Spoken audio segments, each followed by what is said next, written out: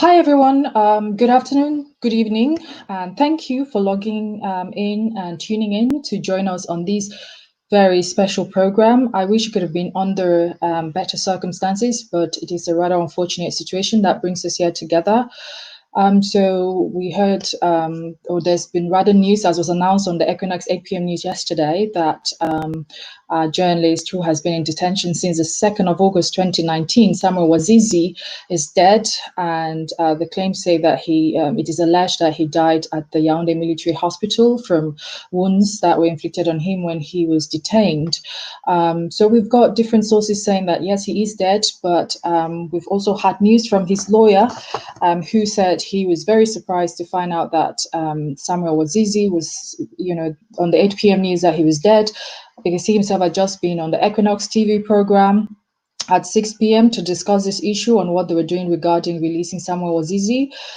So Barrister Emmanuel Kier was saying how surprised he was to hear this news. But we've actually heard a direct quote from Dennis Kwebo, who is the president of the Cameroon Journalists Trade Union, saying that, Samuel Wazizi is dead and that this news is coming from a military source.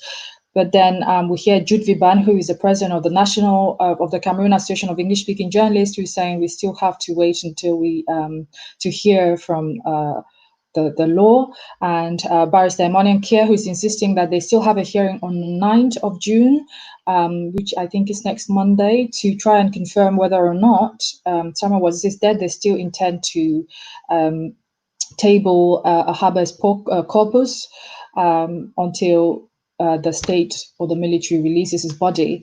So it is a very sad situation. And to try and understand these issues, we need to know who Samuel Wazizi was. Samuel Wazizi was born in 1987 in the northwest region of Cameroon. Even though we know him as Samuel Wazizi, his real name is Samuel Aboué Ajike.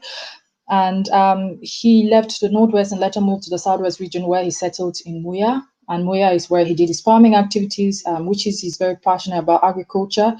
But then he decided to venture into media, where he learned video directing and video production. And then he became, he started hosting a Pidgin TV program called Hala Yo Mata on Chilean Music TV. So it is alleged that he was arrested on the 2nd of August last year because he was housing Amba Boys or secessionist fighters, and that he also had some Ambazonia messaging on his telephone. But to try and dissect this issue, we're very much in luck today because we have got Angela Quintal, who's program coordinator at the Committee to Protect Journalists. And so she'll be joining us now to tell us a bit more about what CPJ has been doing to help out journalists who have been detained. So Angela, welcome, and thank you for joining us on such short notice. Thank you very much, Pamela. Thank you. So CPJ has been working very hard to try and get Samuel Wazizi released, as well as other journalists that have been detained by the Cameroon government. So what has been your experience trying to release journalists in Cameroon? So let me say, Pamela, that this has been a long process, and perhaps I should just set the context that Cameroon is the second worst jailer of journalists in sub-Saharan Africa, according to our latest prison census. So let that sink in. Second worst jailer of journalists in sub-Saharan Africa. And in terms, certainly through our documentation and through our research, we know, and at the moment I'm including Samuel Wazizi in the count, that there are 8 journalists currently in jail throughout Cameroon, but mostly in Yaoundé, who are being jailed for their journalism. Can I just say that in terms of Samuel Wazizi, the news has obviously been shocking, but you yourself have mentioned that this has been unnamed sources who have confirmed. And so when we, as the Committee to Protect Journalists, issued a statement earlier today, we've requested the government to do the right thing. The government must tell us his legal status, tell us about his health, and if he is still alive, proof of life, and then allow us, the international community, local journalists, and others to ensure that there is justice in this case. We have not heard a word from government since we have been working on this case, and that is since August last year when we heard that he'd been detained.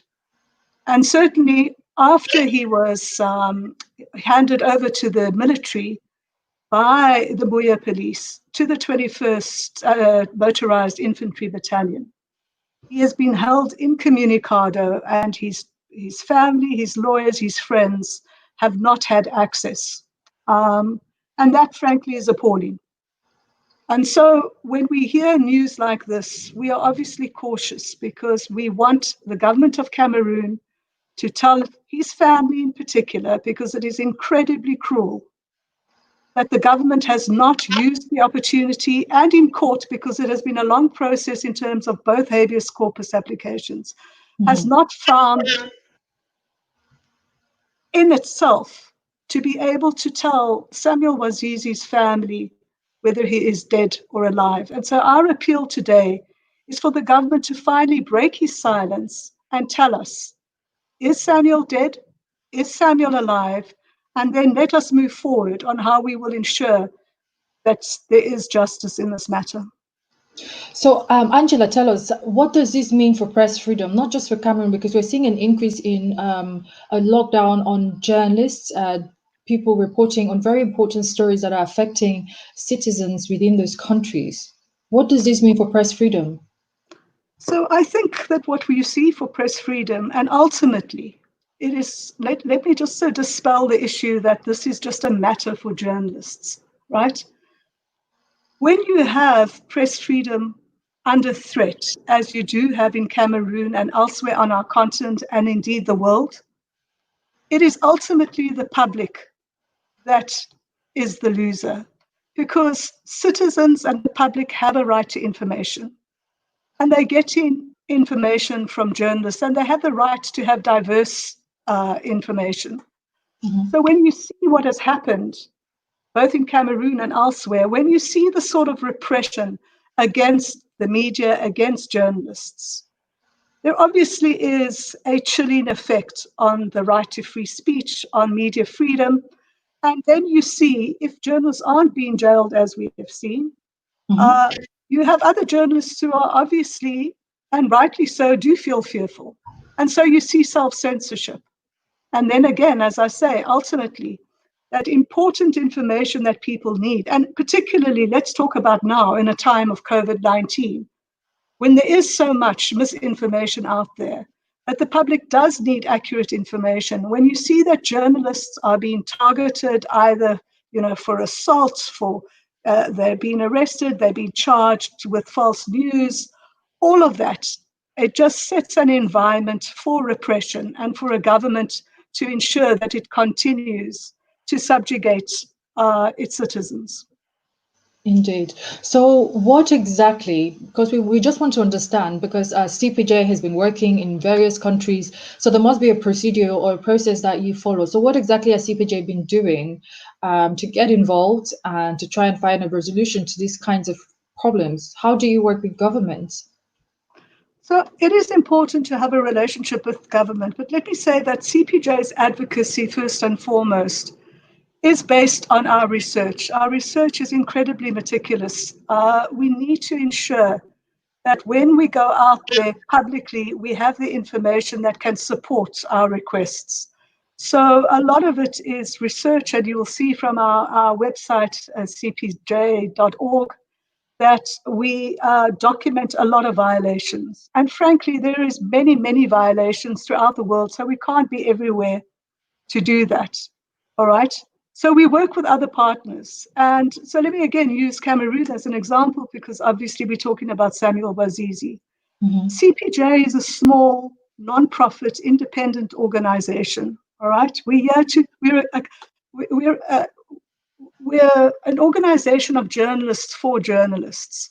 And so it is very important that we work in partnership with journalists, with other international organizations, but that we also work with governments. And then certainly we have had good relationships with several governments, where governments have opened and listened to us and have released journalists.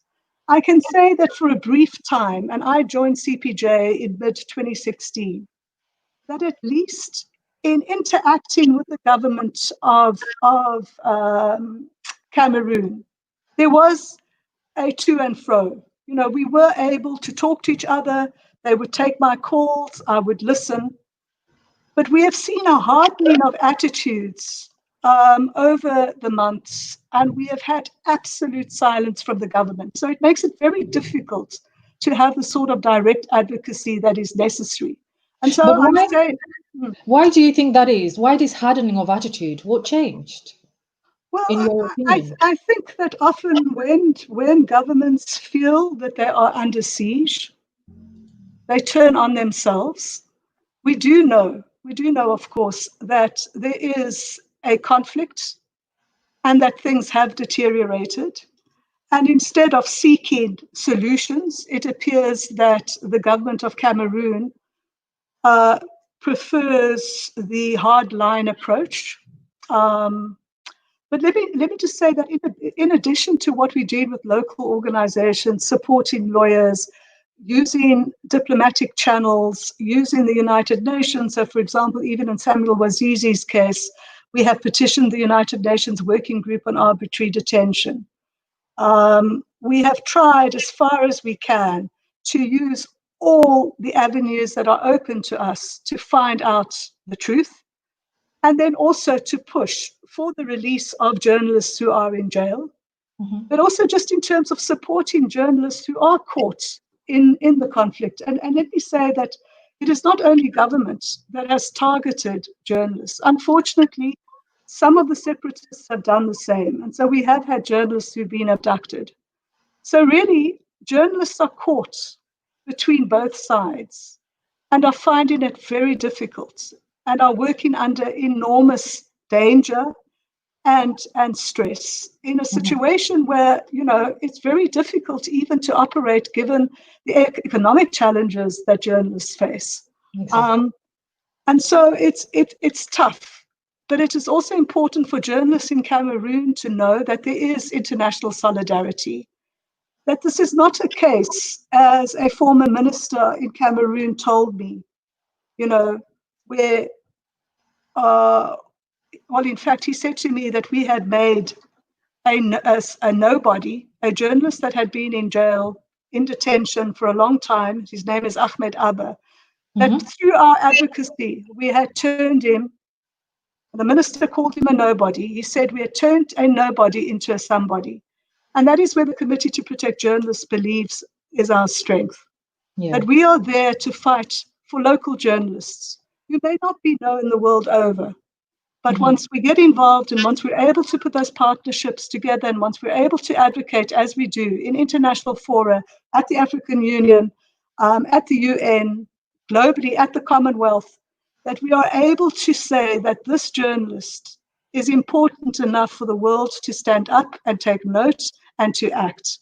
And that is how the program, the Africa program, ensures that we assist in whatever way we can and through our advocacy. So, Angela, having seen how bad the situation gets for journalists, especially under repressive regimes, what advice can you give to journalists? Should they stop being journalists, being that their work means their life is at stake? I know that, you would say if you're a researcher, you publish or you perish, but in the case of journalists, you actually do publish and you perish. What should they do? You do indeed. And I think that is why it is important to have these partnerships.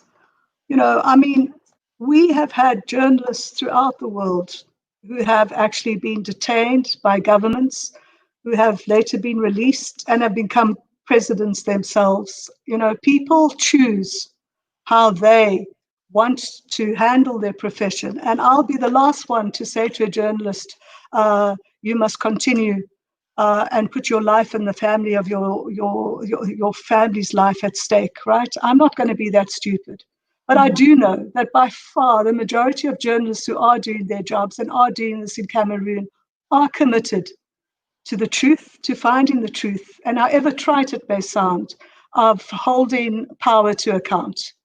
And that is why we urge the communities themselves to have solidarity with those journalists. And this is why I say to you, when a journalist is jailed, it is not a matter for journalists only. This is an issue that affects the citizens of a country. and that there has to be anger, justifiable anger, when a journalist is shut up because citizens then know that the government is trying to do exactly that. It is trying to silence journalists so that citizens do not have that important information that they need to make important decisions in their life. It is indeed. And you yourself had been detained. I learned in 2018 you were detained by the government of Tanzania. And and for those who haven't been detained, nobody understands what that means or how it feels like. But yet you're able to still go back to doing this. How do you muster the strength? Well, thank you. I think ultimately what happened to myself and my colleague in Tanzania in 2018 is absolutely minor in comparison to what journalists are facing day in and day out in Tanzania, in Cameroon, and elsewhere. And I might add that we actually got out because of the international pressure that there was. And all I want is for that international pressure to also be focused on local journalists in all these countries, that they get the same attention that our detention received. And it was through that sort of activism, that sort of advocacy from the broader community, from our own government in South Africa, from Matoki's government in Kenya, that we saw action. And that is my appeal. Let not journalists who are facing the pressures that they are, let them not feel that they are on their own. They must know that the Committee to Protect Journalists and other organizations and world leaders are there. We will not forget them. We will fight until the very end, and we will ensure that they will receive justice. And that is what I'm passionate about. I'm very, very passionate in ensuring that journalists do not feel that they're on their own. The journalists throughout our continent who may not have the resources, may not be well known internationally, are not the Jamal Khashoggis of this world working for major international organizations, but that they know when they look at the Committee to Protect Journalists and others, that they will receive the support, and that is what is my passion, and that is what I continue to do, and I hope that we have been successful in cases, and we will continue to ensure that we will be successful, and where we fail and where we're not succeeding, that we will not give up and that we will continue. Yeah. So you did mention earlier about what Cameroonians can possibly do to protect journalists, as in they should come out all in their numbers denouncing this. But there is an atmosphere, an environment of fear. So most people fear for their lives. They would want to very well speak out, but obviously they've lived under this government for over 38 years and they have been conditioned to fear. Sure. What else can people do? Because I mean, we're talking about these issues. We've seen them happening loads of times, and there are some people already from the comment sections already saying, yes, we can have these discussions, but then things would just go back to normal. Where are the pressure points that we can use to get the government to get on board and do the right thing and stop abducting journalists and detaining them unlawfully and eventually killing them or allegedly killing them, as is the case of Samuel Wazizi? Again, and let me use a personal example. I said to you earlier that I'm a South African, right? For many, many years, apartheid South Africa was one where journalists were being detained, where political detainees were being harassed, killed in custody. People were accused of terrorism. And for a long time, people felt that there was not going to be democracy in South Africa. And yet it was through the people themselves, through organizations who were in solidarity, and through the international pressure that did come, that South Africa finally actually became a democracy. So I'm the first one to say that I do not believe that one should give up. And I do believe that whatever little you can do, you should do, because it's like a dripping tap, right? It can become a flood. And I think that if people don't think that they are empowered and that they can make a difference, that is the first problem. People really need to believe that they can make that difference, right? Yeah. And this isn't something that is esoteric, Pamela. I honestly do believe this. I think that there are ways, and we've seen it throughout the world, where repressive governments have actually left. And I mean, let me use the example in West Africa of the Gambia. Mm-hmm. Gambians were under Yahya Jammeh for years, right? And suddenly, one day, there was an election. You had opposition parties who decided that unity above division was more important, right? And Mm-hmm. suddenly, amazingly, what everyone did not expect was that Yahya Jammeh lost the election. And yes, it was thankfully, it was because of regional organizations that actually did put pressure, because it is important for the international community not to close its eyes and think that things will be fine. They need to get involved. But that we actually did get Adama Barrow into power, and Yeah, that Yahya Jammeh had to flee, right? I use that as an exactly. example that things can happen for the good, and that one's destiny is in the hands of the people of Cameroon or the people of any country on our continent or in the world. Yeah. So I'll just quickly go through some of the comments that we're having coming through here, Angela, and then Sure. we will go on for some final words before we close. So I've got a Lorian Phillips Wome here who's saying they say in Cameroon there's freedom of speech, but not freedom after the speech. Journalists are being arrested for speaking the truth. I wonder where this country is going to. And I've got Wilson Njichinga here who's saying if care is not taken by 2025, we'll have shortage of young men between the age of 25 to 45, and we'll keep talking while the killings continue as we speak in southern Cameroon. And James Nkafu here, who maintains Cameroon is a terrorist state. And I have got Alain Blaise Defo Kanko, who's saying, please let's bear in mind that if we don't do anything on this particular case of Wazizi's death, the regime will wipe more lives again, as it has been doing so far. So there we have it. So Angela, you've highlighted that some of the major things that Cameroonians can possibly do is agitate for change, come out in their numbers. You've also talked about people using the elections as an outlet for this, but of course, Cameroonians will tell you that our electoral commission is quite compromised. So that is not They where. said the same in the Gambia, Pamela. They said the same in the Gambia. Well, okay, let's keep up the positive spirit, and Exactly. we can only hope for the best. Yeah. And so Angela, thank you so much for the work that you keep doing, advocating for all the journalists that are in jail. Like you say, there are still 7 journalists in jail, and we're hoping that hopefully we keep praying. People being hopeful that it's really not true that Samuel Wazizi is dead until we see his body, even though it's being said as much. And we're also, we're in solidarity with his family, asking them to take heart. It's not very easy. Some people will say that being a journalist is actually a vocation because pay-wise is not like a profession where you go to get rich. It's because you have to have a passion for it, just like you and your colleagues are doing, Angela, because you're a journalist and yet you're giving your time in order to protect other journalists in the works that you do daily. So yeah, before we kind of close this program, Angela, I just wondered if you had any last few words or something that you might want the government to take note of, particularly regarding this case of Wazizi and also the other journalists.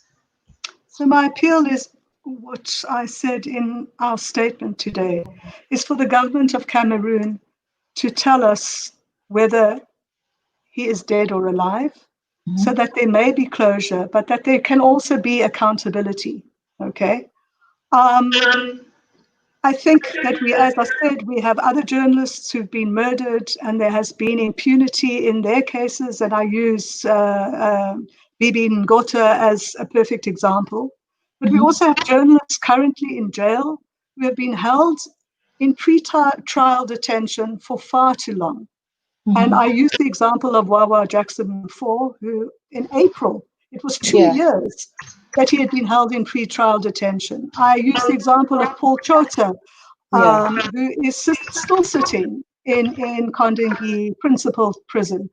I talk about Thomas Awa Jr., about C. Conrad, people who frankly are there because they may be seen as activists, but ultimately because as journalists, they have tried to use their journalism for the good. And so my appeal is for the government to do the right thing and to listen to other organizations. If they don't want to listen to the Committee to Protect Journalists, listen to the United Nations Special Rapporteur, listen to the World Health Organization, release the journalists that are currently in jail. We know that COVID-19 is a problem in Cameroon, and it is particularly a problem in those overcrowded prisons. Exactly. Do the right thing, release the journalists. Journalism is not a crime. And do the right thing, stand by the family of Samuel Wazizi and tell the world whether he is alive, show us proof of life. If he's dead, ensure that there is justice in his case, that there is accountability, and that Cameroon does not continue to be a polecat in the rest of the world because it remains one of the worst jailers of journalists in sub-Saharan Africa. Indeed. Thank you, Angela, for those very strong words. And we hope that moving forward, maybe the government would obviously listen to the plea of the people, and they'll do the right thing and stop terrorizing journalists. And so to all Cameroonians out there, we are hoping that you keep up your positive energy, that we'll keep fighting this big fight. Nelson Mandela would say that the journey of 1,000 miles begins with the first step, which means it's 1,000 miles. It's not going to be an easy ride. So we need to keep on this fight to ensure that also all the other journalists or people who are illegally detained in prisons today across the country, not just in Cameroon, across Africa, across the world, under repressive regimes, are not killed unlawfully. And we are hoping that the Cameroon government can clearly come out and state to us whether or not Samuel Wazizi is dead with proof of his body, of course, because that's been the most that's been the elephant in the room, or the imaginary elephant in the room. And we'll be looking forward to what will come out of the court hearing on the 9th of this month with Samuel's lawyer, Barrister Emmanuel Nkia. So thank you all for tuning in. Thank you, Angela, for joining us. We were supposed to also have Barrister Michelle Ndoki here to discuss the aspects of law regarding this. And unfortunately, because of a very tight schedule, she's not been able to make it. So we hope we can continue with the conversations in the comment section on the Facebook page and the YouTube comment section as well, just so that we can have more ways of finding out how we can come together and find a solution towards repression and detaining journalists and ensure that there is freedom for all. So thank you all very much. Enjoy the rest of your afternoon and stay blessed and safe.